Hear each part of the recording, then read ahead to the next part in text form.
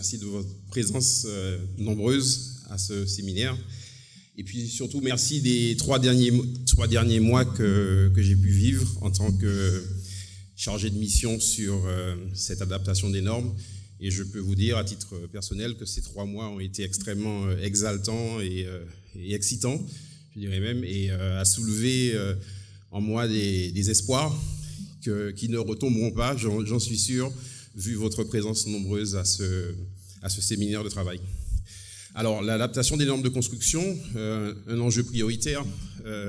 Alors, pourquoi réviser ces normes? Le sujet a été évoqué par les précédents interlocuteurs, qui, je crois, ont déjà largement abordé le sujet. Je vais simplement préciser 3 raisons qui font que nous sommes aujourd'hui rassemblés. La première, donc, il y a une demande effectivement très ancienne des professionnels. C'est une demande récurrente de surcroît pour pouvoir tropicaliser donc ces normes de construction.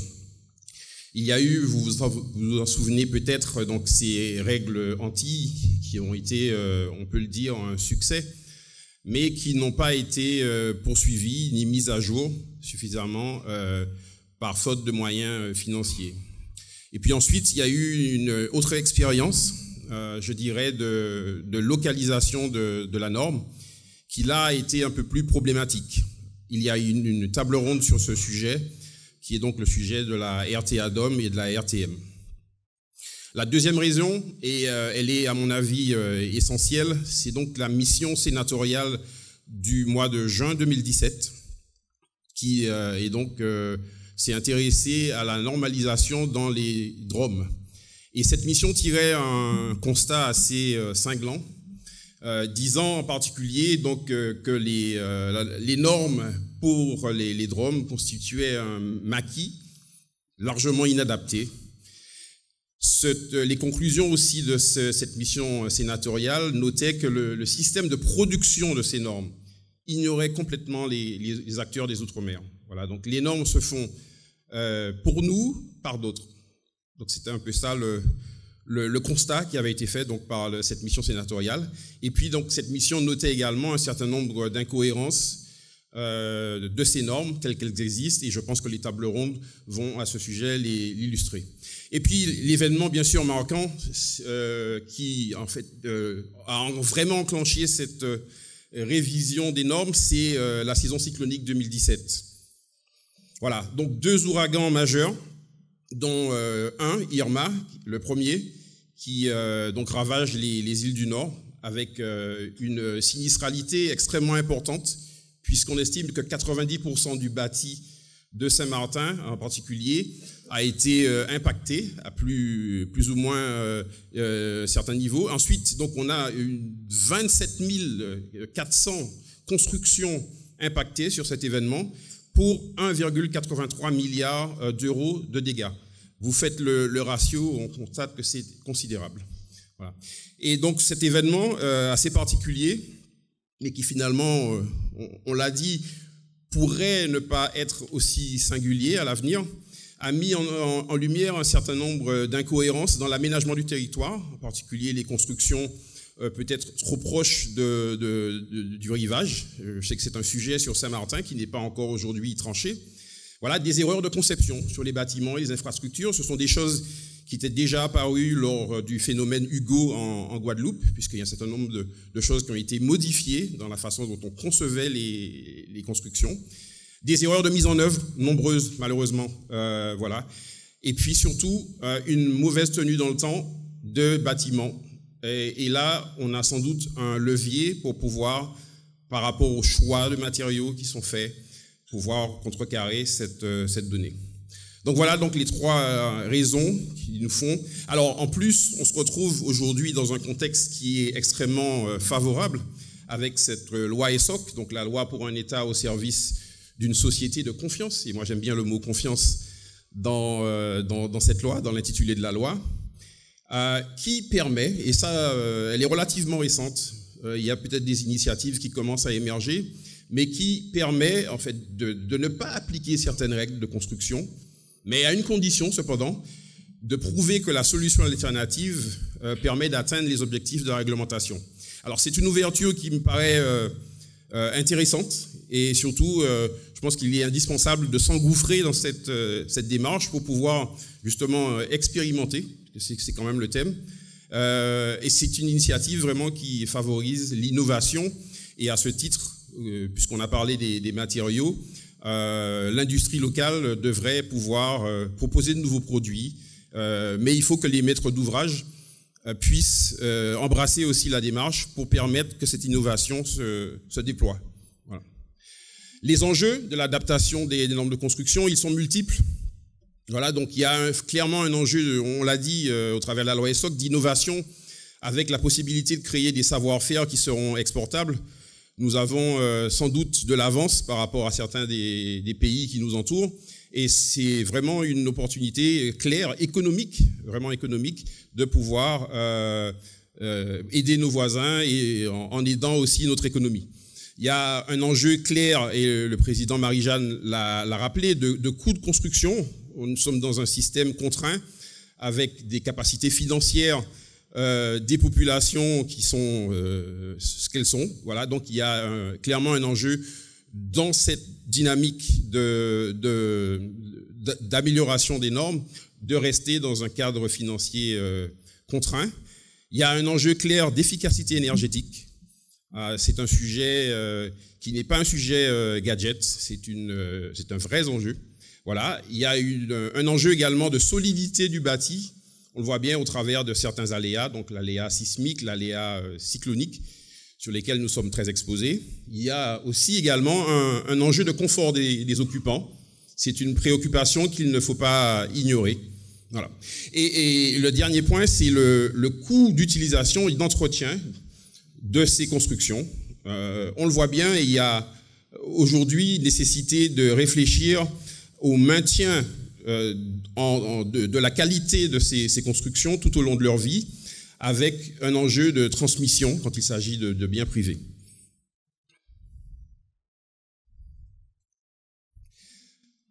Alors, les thématiques retenues par la CERC pour son travail en 2019, il y avait donc deux thèmes au départ. Donc, un premier thème qui était donc le vent cyclonique et les charges de vent sur les structures, qui a généré, grâce à nos amis industriels, un thème 1 bis, qui est donc les charges de vent appliquées aux menuiseries extérieures. Et puis donc un deuxième thème, et c'est un peu l'objet de ce séminaire, c'est la priorisation des sujets sur lesquels la CERC se propose de travailler pour les années prochaines. Donc aujourd'hui, le jeu est complètement ouvert. Vous verrez, il y a un certain nombre de sujets, il y en a beaucoup. Il faut maintenant décider lesquels sont prioritaires pour le territoire et lesquels c'est sur lesquels il faudra donc travailler. Et l'idée à la fin de cet exercice est de pouvoir établir une feuille de route pour la CERC. Et donc elle a encore besoin de vous remonter pour pouvoir établir son programme d'activité. Alors au cours de ces 3 mois, on s'excuse un peu, ces 3 mois sont tombés sur une période un peu particulière, qui était la période des vacances. Cependant, la démarche et le travail a été extrêmement dynamique. Donc il y a 21 réunions de groupe ou individuelles qui ont été organisées durant ces 3 mois. Il y a plus de 150 professionnels qui ont été consultés et ce travail a fait l'objet de nombreuses notes de présentation et de comptes rendus de réunions qui sont d'ailleurs à votre disposition pour ceux qui ne les ont pas eus. Sur le thème 1, rapidement, donc les charges de vent sur les structures. Dans l'après-ouragan Irma, qui est clairement un événement, je dirais, marquant pour la démarche, je voudrais retenir 5 mots-clés. Donc ces 5 mots-clés, donc c'est l'expérience, c'est-à-dire notre capacité à tirer des leçons, c'est donc ce retour d'expérience d'un tel événement qui, même s'il apparaît exceptionnel, va peut-être devenir plus fréquent, donc il faut absolument tirer les leçons. Le deuxième mot, c'est le mot diagnostic. Il faut absolument que nous comprenions les faiblesses du bâti pour pouvoir justement mettre en œuvre un certain nombre de solutions. Le troisième mot, c'est le réalisme. Donc, il faut s'adapter à un environnement normatif qui évolue avec des risques qui sont croissants. Et il faudra aussi en accepter les incidences financières quand il y en aura. La responsabilité collective sera marquée par notre capacité à établir des règles qui seront communes à tous et qui aussi seront mises en œuvre par tout le monde de manière volontaire et de manière responsable. Et le dernier mot, c'est la prise de conscience, car il faut sans doute changer nos mentalités pour pouvoir évoluer. Et tout cela doit conduire en fait à passer à l'action, et c'est bien la démarche qui est proposée aujourd'hui par la CERC. Alors sur le travail sur le vent, donc il y a un travail qui a été mené en parallèle par le CSTB, qui a, à la demande du président de la République, travaillé sur les vitesses de vent de référence.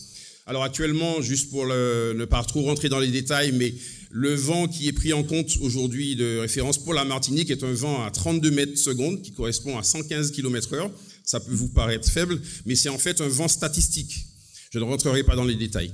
Le CSTB propose aujourd'hui un relèvement de ces vitesses de vent de 2 mètres secondes à peu près, donc qui nous porterait à 123 km/h comme vent de référence. Le travail qui avait été demandé à la CERC, c'était de travailler sur l'environnement du vent de référence. Le vent de référence, comme son nom l'indique, c'est une référence. Il est ensuite augmenté ou diminué par un certain nombre de coefficients sur lesquels la CERC a travaillé. Alors essentiellement 2 coefficients, donc le coefficient de rugosité, qui en fait permet de prendre en compte la végétation et le bâti qui se trouve dans l'environnement proche d'une construction que l'on cherche à calculer pour résister au vent cyclonique. Donc, et puis il y a un deuxième coefficient qui s'appelle le coefficient d'orographie, qui permet de tenir compte du relief, donc des survitesses en général, qui sont créées par le relief, c'est-à-dire les sommets de falaises par exemple. Et sur ce sujet-là, on a fait une proposition, les professionnels ont remonté une proposition extrêmement intéressante et novatrice. Alors, 3 propositions rapidement ont été remontées par les professionnels.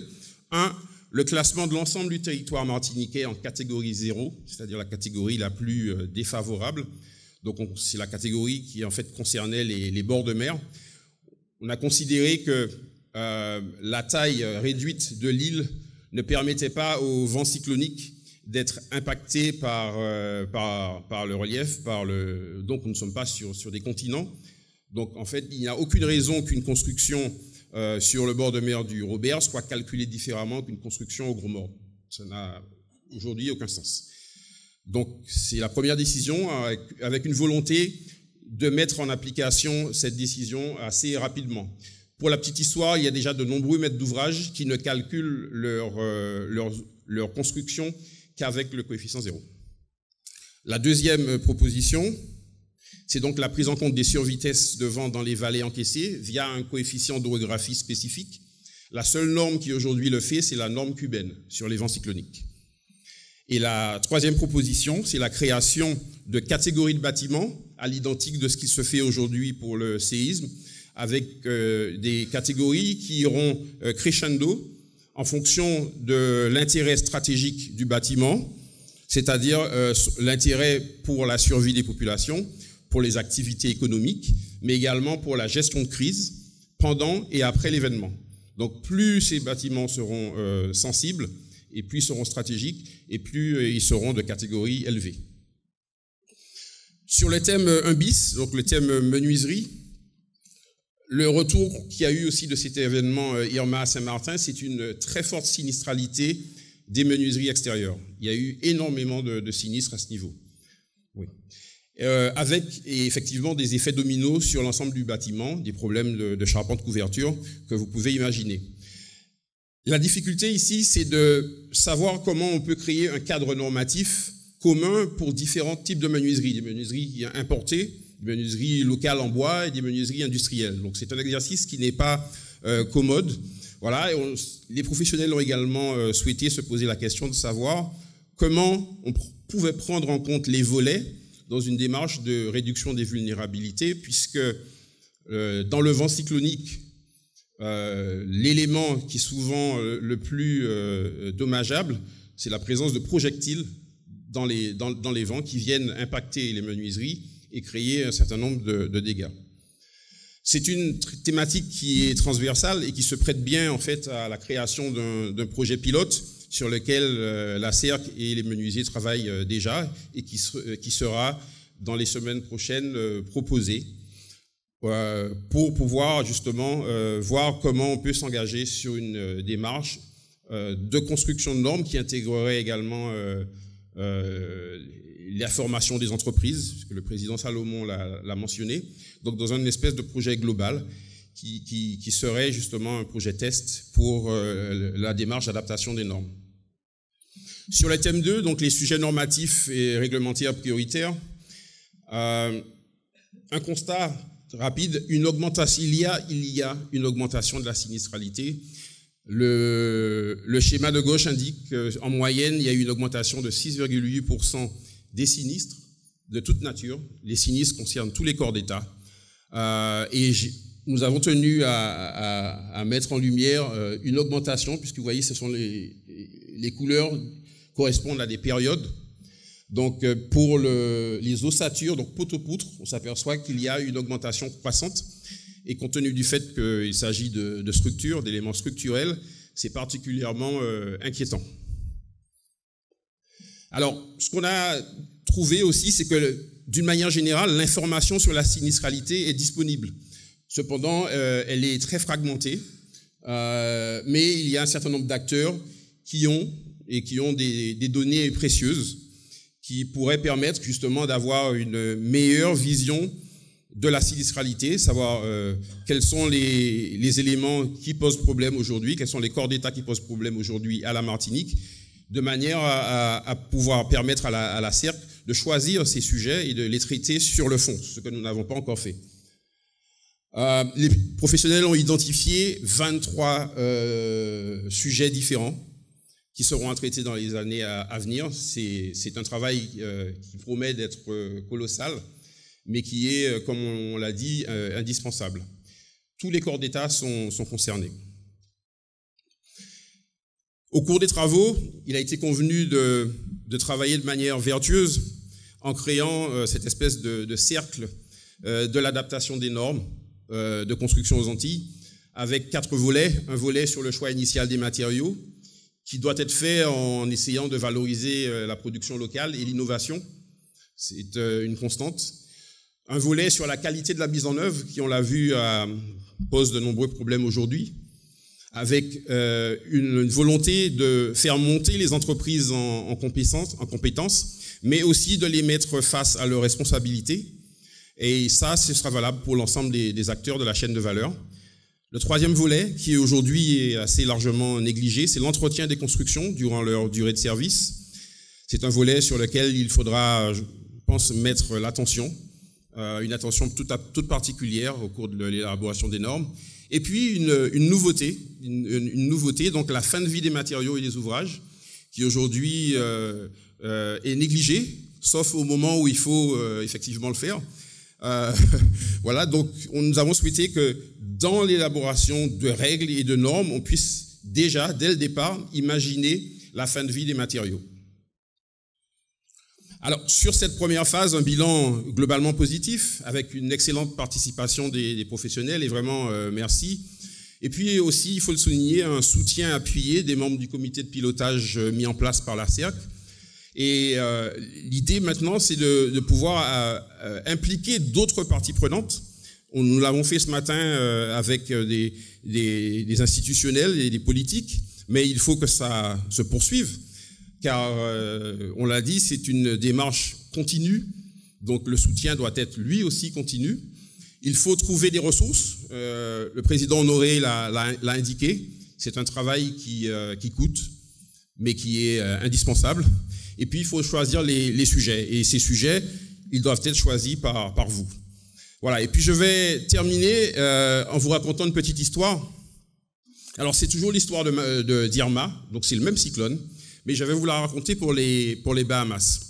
Voilà. Donc, vous voyez sur la trajectoire ici d'Irma, donc, qui continue donc son chemin après Saint-Martin, Saint-Barth, après avoir fait les dégâts que nous connaissons. voilà, et qui continue en s'affaiblissant, et qui finit par passer tout au sud des Bahamas, sur une petite île qui s'appelle Raga Island, que personne ne connaît, que je ne connaissais pas, je dois vous avouer, sur laquelle il y avait 78 habitants. Alors il y en a 18 qui sont restés pendant le cyclone, 60 qui ont été évacués. L'île a été complètement ravagée. Voilà, c'était un événement donc, qui n'était pas significatif, on va dire, pour l'île, dans la mesure où il y avait peu de population impactée. Cependant, dès le 12 octobre 2017, le ministre des Travaux publics indiquait qu'il va falloir qu'on puisse réviser les normes et notamment prendre en compte les marées de tempête. Donc il y avait déjà cette préoccupation qui émergeait et avec une volonté aussi de renforcer les vitesses de vent de référence pour les Bahamas. On se retrouve un an après, donc le 26 septembre 2018, à une réunion donc organisée avec les fonctionnaires du ministère des Travaux publics des Bahamas. Voilà, donc et les sujets à cette réunion, donc un an après le passage d'Irma, les dégâts subis par les îles du sud-ouest des Bahamas, etc. Et ils se demandaient toujours s'il fallait renforcer ces vitesses de vent et s'il fallait prendre en compte les marées de tempête, c'est l'élévation du niveau de la mer, pour le calcul des structures. Et puis voilà 2 ans après, les images que vous avez tous sans doute vues il n'y a pas très longtemps, avec Dorian, auquel on a échappé, enfin qu'on a connu dans sa forme, je dirais, naissante et affaiblie, et qui ravage donc les îles de Grand Bahama et les îles Abaco, où vivent 70 000 personnes. Donc les îles ont été littéralement rayées de la carte. Donc il y a des photos très spectaculaires qui ont circulé partout sur les réseaux sociaux. Vous avez vu des structures en béton exploser carrément, et des dégâts considérables avec des vies humaines perdues en grande quantité, on ne saura jamais le nombre, et puis aussi des impacts pour des générations. Voilà. Donc, ce qui nous fait dire, là, c'est assez marrant, puisqu'on parlait donc dans le quotidien local de la tempête Dorian, qui était encore une tempête à cette époque, et on parlait d'une route effondrée, de 4000 foyers privés d'électricité et de quelques commerces et habitations à nettoyer. Donc, on voit bien l'écart qui existe entre ce que nous avons vécu sur cet événement et ce que les voisins, les frères du Nord ont pu, eux, vivre. Voilà. Et ça nous ramène à notre proverbe créole, « Lebab kamadou kapridife » ou « Zétar », ça veut dire que sachons voir ce qui se passe ailleurs. Donc, quand il y a le feu ailleurs, essayons déjà, nous, d'enclencher une dynamique. Et il y a eu des événements tout près de nous. Alors, Hugo date peut-être de 30 ans sur la Guadeloupe, mais c'est un événement significatif au cours duquel, chez nos amis guadeloupéens, des gens se sont retrouvés plus de 6 mois, 8 mois sous des tentes dans un territoire français. Okay, donc, l'ouragan Maria, on y a échappé à 2 degrés près et à 12 heures, c'était encore pour nous. Donc, sachons aussi comprendre ce qui se passe ailleurs pour pouvoir nous prendre les bonnes décisions. Voilà. C'est sur ces propos que je clôture ma première partie. Merci.